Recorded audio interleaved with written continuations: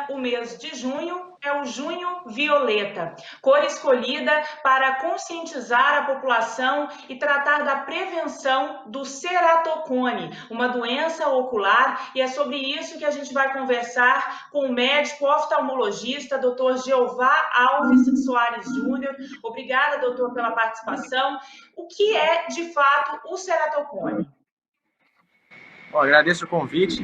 O ceratocone é uma doença da córnea, né? Que é a parte da frente do olho. A córnea é uma estrutura que serve para a gente enxergar, ela é transparente, né? E a pessoa que tem ceratocone, com o tempo, ela pode começar a ter um problema, um afinamento, a córnea vai ficando cada vez mais fina, pontuda e encurvada. Isso faz a pessoa ter um grau de óculos aí cada vez mais alto, né? E começar a enxergar cada vez pior. É uma doença que aparece geralmente na fase da adolescência, paciente mais jovens, em 10, 12, 13 anos, e é um dos principais fatores que fazem a doença e ficar cada vez pior é o fato de coçar os olhos, né? Então, é uma doença relativamente assim de população mais jovem que aparece e que por ser uma população jovem acaba atrapalhando a questão aí de trabalho, né, no dia a dia, escola, estudo, essas coisas. Como é que é o diagnóstico? É preciso fazer algum exame específico? E quero também saber se tem alguma relação com hereditariedade, com a família. Bom, para fazer o diagnóstico, você tem que fazer, primeiro, a avaliação oftalmológica, né? O oftalmologista vai avaliar pelo exame que a gente fala que é de lâmpada de fenda, observar a córnea, a curvatura da córnea. Ele vai fazer um exame de refração, que é para saber o grau que essa pessoa tem, e medir a visão que ela tem. A partir daí, é gerada uma suspeita que esse paciente tem um ceratocone, e são feitos exames complementares, com um exame que chama topografia ou uma tomografia de córnea. Aí é feita uma avaliação mais aprofundada dessa córnea e feito o diagnóstico. A córnea de quem tem o ceratocone começa a ficar um pouco irregular, né? Então, cada vez mais irregular, piora a visão, pior para o paciente. Quem tem na família pessoas que têm ceratocone, né, podem ter mais chance de ter.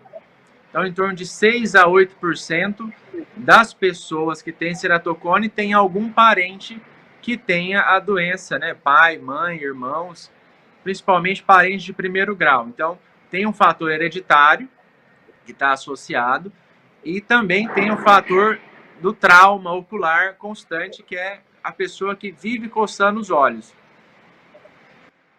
Certo. Bom, o ceratocone é o ponto de partida, mas na verdade a gente vai falar um pouco de saúde ocular de forma geral.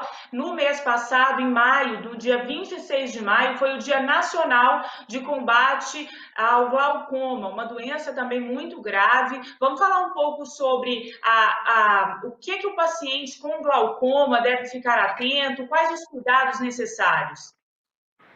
Bom, o glaucoma, na maioria das vezes, é uma doença silenciosa. Então, ela não manifesta sintomas específicos, né, de dor, de olho vermelho, de baixa de visão, nas fases iniciais. Na maioria das vezes, o paciente só vai perceber que tem o glaucoma quando é uma fase muito avançada, que aí começa a comprometer a visão. Ou nos casos de glaucoma muito grave, com pressão muito alta do olho. Então, o glaucoma é uma doença do nervo óptico, que é o nervo que faz a gente enxergar. Na maioria das vezes, o nervo ele começa a sofrer porque o paciente tem uma pressão do olho mais elevada. Então, essa pressão elevada começa a fazer o nervo sofrer e, aos poucos, ele vai perdendo a sua função. E isso vai comprometer a visão do paciente. É uma doença que é grave porque pega aí aproximadamente 1 milhão de pessoas no Brasil.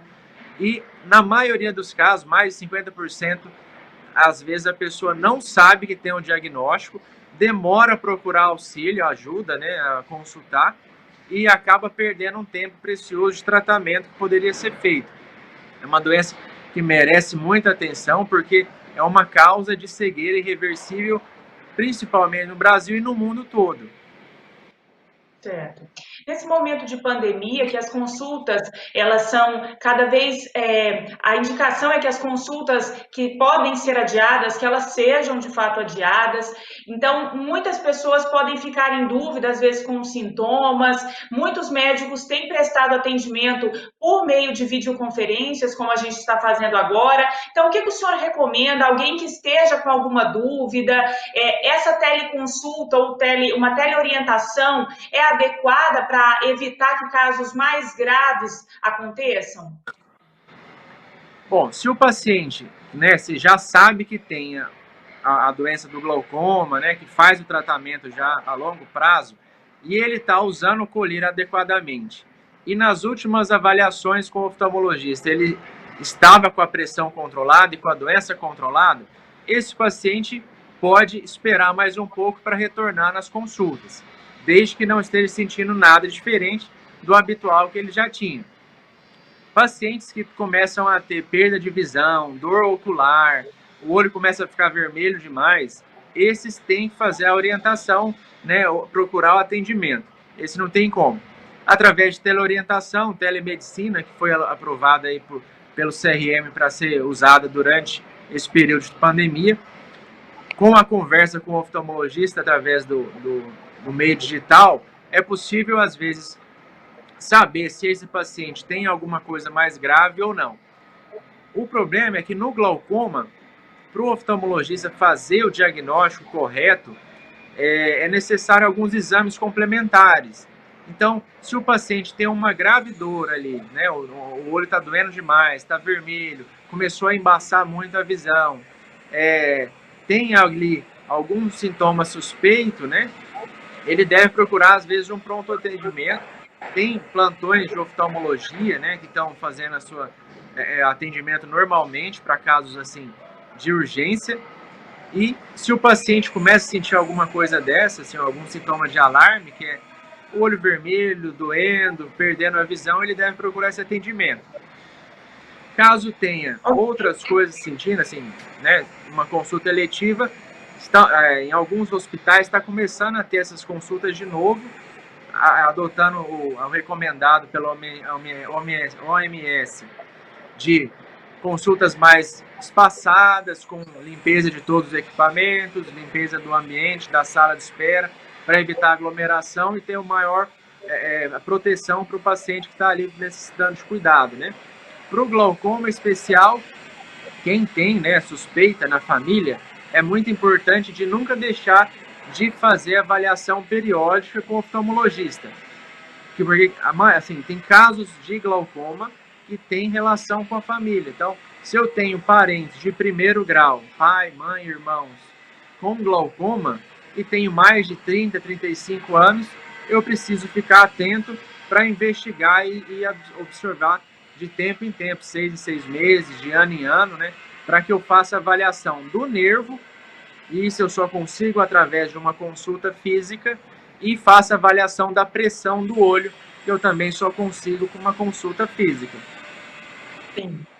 A cirurgia do glaucoma, ela não é considerada, portanto, uma cirurgia eletiva? Em alguns casos, a cirurgia, no caso do glaucoma, ela vai servir para quê? Para pacientes que não estão tendo resultado com o uso dos colírios, mesmo usando 2, 3 colírios diferentes, eles vão continuar perdendo visão, o glaucoma vai continuar progredindo e a pressão vai continuar alta. Então, nesses pacientes, ela não é mais considerada uma consulta, uma cirurgia eletiva. É uma cirurgia de urgência que o paciente precisa, se ele não fizer agora e esperar daqui 1, 2, 3 meses, pode ser tarde demais. Então, para quem tem um glaucoma avançado, a cirurgia é uma solução para tentar reverter o processo. Em alguns casos, nós temos também a opção de cirurgia para pacientes que têm controle da doença, mas apesar de estar com a doença controlada, pelo uso dos colírios, começa a ter efeitos colaterais com o uso do medicamento. Então, aí, nesse caso, a cirurgia pode ser uma opção para tratar e acompanhar esse paciente. Ok. O ceratocone, diferente do glaucoma, ele não prevê nenhuma cirurgia, não é um tratamento, faz parte dessa doença especificamente. Tanto o glaucoma quanto o ceratocone, eles não têm cura, né? É bom ficar claro isso. Mas tem controle, né? Ou através de remédio, medicamento, ou através de cirurgia, tanto o glaucoma quanto o ceratocone. No caso do ceratocone, a cirurgia é para tentar devolver, né, uma melhora da visão ali, devolver um pouco mais de qualidade de vida para o paciente no dia a dia dele, para ele poder usar o óculos ou uma lente de contato, né?